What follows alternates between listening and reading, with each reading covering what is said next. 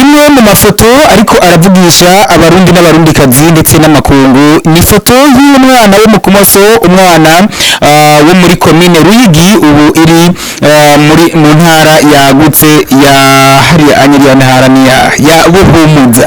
Iyi foto rero ntabwo imaze umwanya munini cyangwa iminsi myinshi, ni amwe mu mafoto yagiye arafatwa y'uwo mwigeme akiri muto cyane, umwigeme batari bwabone mu mamini, umwigeme batari bwabone mu mabuciki.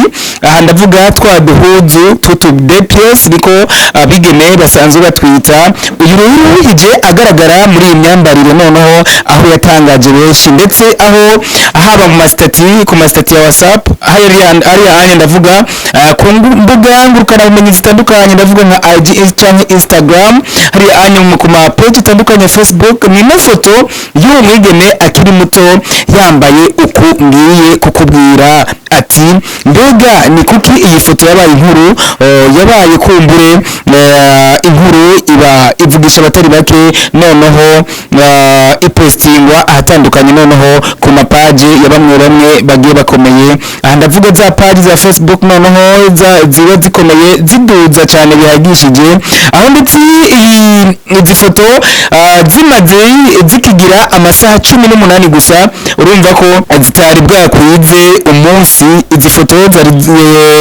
zimazwe kurabwa n'abantu 14,000 hariya amasheya 3,800, ariko kandi komantere zashika 1,700. muti uyu mwigeme ninde? nkuko nabivuze ko ari umwigeme ava hariya mu kumoso mu Kinyinya, imwe mu makomine noneho yarigize intara ya Ruyigi, ariko ubu ikaba atakiri intara, ubu ikaba ari komine iri muri province yagutse ya Buhumuza. Ni Arvella muhimbare, umwigeme yamenyekanye cyane nk'umukinnyi wa sinema mwiza cyane, umwe mu bigeme bashobora kurira muri filime ukibaza ko by'ukuri bariko barira serious, ariko kandi yaragarutse aramenyekana ku turirimbo tutari duke, aho asanzwe ari umuhanzikazi noneho aririmba injana ya gospel.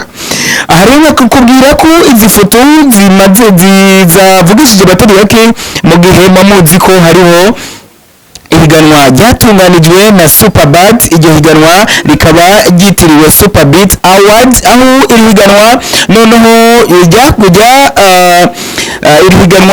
ryitabiriye cyane ryahurikiyemo ibihangano bitari bike mu muziki ndundi, ari nabo kumbure ngiye kugarukako. ariko kandi mbere yuko ndakubwira abo bitabiriye iryo higanwa ryatunganijwe n'ishyirahamwe Superbad ariryo bise Superbeat Awards, reka kumbure dusome amwe mu makomantere agiye arandikwa kuri iyi post ya Arvella muhimbare y'iyi foto nako yari yambaye hariya ni kimono, hariya abize kata cyangwa ni kung fu cyangwa karate, abize karate ntimuntwenge. ariko kandi reka tugaruki ku makomantere agiye arandikwa kuri iyi post noneho yapostinze kuri page ya Arvella muhimbare yambaye izi mpuzu cyangwa iyi myambarire abasanzwe bakina karate baba bambaye. aha nakubwira ko muri iyi minsi hariko havugwa Arvella muhimbare hamwe na Kilikou ko aribo bashobora kuvamo umwe ashobora gutahukana ijya modokari iri mu higanwa rya Superbeat, ihiganwa ryatunganijwe na Superbad. noneho aho izi foto nako zaje zisongera isibe. Bikubwiye izi foto zavugishije abatari bake, bakibaza ati umwigeme tutari bwabone yambaye imini, umwigeme twabona ko ari umwigeme ari mu muryango w'abakiriye noneho umwami Yesu Kristo, aho Arvella iyo mvuzi ko ari umwigeme kabisa ari mu gakiza simba nibeshe, kuko nta bintu bimugaragaza nk'umuntu kumbure ari sexy noneho muramubonana. ariko kandi izi foto yagarutse yambaye izi mpuzu, reka ndazite kimono cyangwa ndazitiki, ni izi mpuzu rero yambaye mu gihe hariko havugwa havugwa hirya no hino amajambo noneho badisinga kuri Kilikou akiri hamwe na Arvella muhimbare ari bo bantu noneho bagaragara ko bashobora gutahukira ijya modokari yashizweho na Superbad ihiganwa noneho bise Superbeat Award. Reka ngaruke noneho kuri izi komantere zimwe zagiye zirandikwa noneho kuri iyi foto kuri izi foto nako Arvella muhimbare ya postinze. Uyu yanditse avuga ati Gigi irakoze manza umenye kwambara sentiya neza, ikindi nacyo uyu muntu yaguhaye iyi sentiya ni kimenabanga.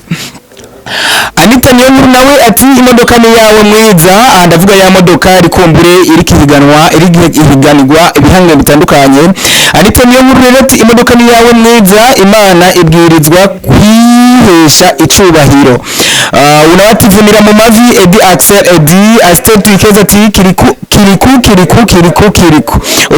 biboneka yuko ari umufana wa Kilikou akiri yashatse kuvuga ati naho wambaye kimono na sentiya ntabwo dukanga. Valeri Carmen nta kiyiruta nawe ati kwivyo nguvu ufise ninde yovyanka adashaka gukubitwa.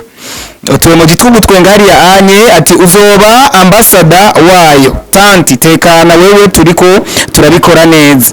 Bukuru Damien nawe ati wapi nta Kilikou ati wapi nta Kilikou gwaniho ati nta wapi nta Kilikou ni Arvella. Unawati Feza man ati muzobanze kwiga uko bafata ingumu izo ngumu zanyu nta muntu zobabaza ahubwo zo mwagaza mugasi mtajua tu taratibu ati sio mbaya mtajua tu taratibu. Unawati Mahoro Parks ati igitangaje ikareso niyo ikareso ati igitangaje ikareso niwe wikura ugaca uregera ikarate ntizi hem fashi commentaire ati igitangaje niko anditse igitangaje ikareso niwe wikura ugaca uregera ikarate ntizikora bagaca basakaza Superbad. Fasha hayanditse gute somera iyi commentaire yeno igitangaje ikareso niwe wikura ugaca uregera ikarate ikarate ntizikora bagaca basakaza Superbad. Soma byumvise ati Mahoro Parks ati igitangaje ikareso niwe wikura ati ugaca uregera ikarate ntizikora bagaca basakaza Superbad. Unawe Thierry MVT ati training for fighting for akili to the final day. Nagenda kubwira ko nasomye zimwe mu makomantere noneho yagiye arandikwa kuri izi foto zuriya mwana wo mu Kumoso hari anya mu Kinyinya mu Ruyigi muri Buhumuza yagutse. Abarakubwira ko iri higanwa rya Superbeat Award ryari ryatunganijwe na Superbad aho hari anye basanzwe bakora amabati misumari n'ibindi bitandukanye basakaza amazu aribo bavuze ati iyi modokari reka tuyishire noneho muri aba baririmbyi muri izi mpano z'igihugu cacu ciza c'u Burundi aho abatari bake abastar batari bake bagi baravuga ati Kilikou akiri ati kabisa batakubaniye ati imodokari ni yawe ariko kandi hari anye ati Arvella muhimbare ati kabisa akamoto kijya modokari kamota kerekeza iyuri. Reka nakubwire ko nk'umusatirizi nanje nkuko namende bivuga ati ama companies mushobora gukora ivyo mukoze kugira ngo abaririmbyi bacu canke abanyempano babone ko ivyo bakora badatamba birorera aho nka Superbad bo bafashe iya mbere bavuga ati hakurya hambavu yo kubaha utuganuke utuca nk'ituriya reka dushiremo iyi modokari tuyihe izi mpano kumbure turabe ninde azotahukira iyi modokari. Much respect rero to you Superbat kuko mwakoze ibintu by'ingenzi, ariko kandi hariya andi ma companies birabirireho kuko abaririmbyi ni bamwe noneho bashobora kugeza kure business zanyu, ariko kandi nibo ba brand ambassador bashobora gutuma business zanyu zitera imbere. Hari rero Superbat ivyubahiro iwanyu aho kabisa mwakoranije abatari bake. Hari Simbizi Semavumba nawe ari mu batumye Superbat noneho igira ikikoze ku baririmbyi. Rero umusatirizi canke Mary promoter canke NPO canke the ambassador mba ndahari kugira ngo tuganire noneho ngaruke mu muziki ndundi ama muziko abanyamahanga siyo mbandi. Mba ndahari hagufi kugira ngo noneho tubandanye twibonera impano z'iwacu, ibyiza by'iwacu, ariko kandi twibonera noneho ibyagiye birakogwa n'abaririmbyi bacu. Aho nakwibutsa ko noneho turi mu bikorwa byo gushikana umuziki hakurya cyangwa kujabukana umuziki hahandi utari bwashike hose, umuziki ugashikayo cyane cyane aho ubu umuziki ndundi ugeze ahantu. Nuko rero mbona ndabashimira abakunzi ba Edison TV kuko muba muri abantu bacu, muri abantu bazima, kuko kugira aba followers baba 12 nakosa aba followers n'aba subscribers aba ari ibintu by'ingenzi, ariko kandi tuba tubishimira mwebwe. Hari anye bikanyereka ko umusatirizi mba ndiko ndakora shigikiwe, kandi ibikorwa byanje noneho cyangwa ibikorwa tuko turakora biba ari ibikorwa bigenda byishimirwa n'abatari bake. Ankana kwibutsa ko kumburi ufise impano cyangwa ufise business kanaka ushobora kutwakura kugira ngo dushobore kugushikanira impano yanyu kure, ariko kandi inimero mushobora kuturondera ko nizo mubona zica munsi y'ikiganiro. Hari anye ufise impano ufise business kanaka tuba tuhari kugira ngo bitume noneho impano zanyu zishika aha canke hariya. Reka noneho ndagushimire, ndanakwifuriza gushika kure wowe wese ufise icyo ukora canke wese ufise ushobora kugira icyo ukoze kugira ngo Edison TV tubandanye dutera imbere. Ariko kandi reka ngaruke na bamwe mu baririmbyi bari canke bari muri bihiganwa ryatunganijwe na Superbat, ibiganwa noneho bise Superbeat concert nako Superbeat Award. Mbabarire gato, iyi ikaba ari edition ya mbere kumbure aho bashizemo iyi modokari, ariko kandi muti edition ya kabiri cyane ubundi ibikurikira bizogenda gute? Nukuri bikubwiye ko iri higanwa ryatunganijwe n'ishirahamwe Superbat Burundi, ishirahamwe risanzwe ridandaza amabati noneho afite ubukomezi budasanzwe, imisumari n'ibindi bitandukanye noneho bakoresha mu kumanika inzu. Iyi ikaba yari demi finale aho abaririmbyi canke indirimbo 20 zari za presence kugira ngo dushobore kumenya ninde azoshobora gutahukana iyi modokari muri finale. Indirimbo ya mbere ikaba yari ahaniwe ya Kilikou akili, ariko kandi ku nimero ya kabiri hakaba haje indirimbo biba bifuye, indirimbo ya Elpo ariko na Bface featuring D1 hamwe na Lino G. Hari anye indirimbo yaje ku kibanza cya gatatu ikaba yaje ku izina rya Chitamba, indirimbo ya D1 featuring Mico the Best kuva mu gihugu kibanyi cy'u Rwanda, ariko kandi bugira kane haje Gangster by Melodica SD, Hozana by Adrika Kim ariko na DJ Fernando Aye, I Do by Same Melody ariko kandi Komsa by CG.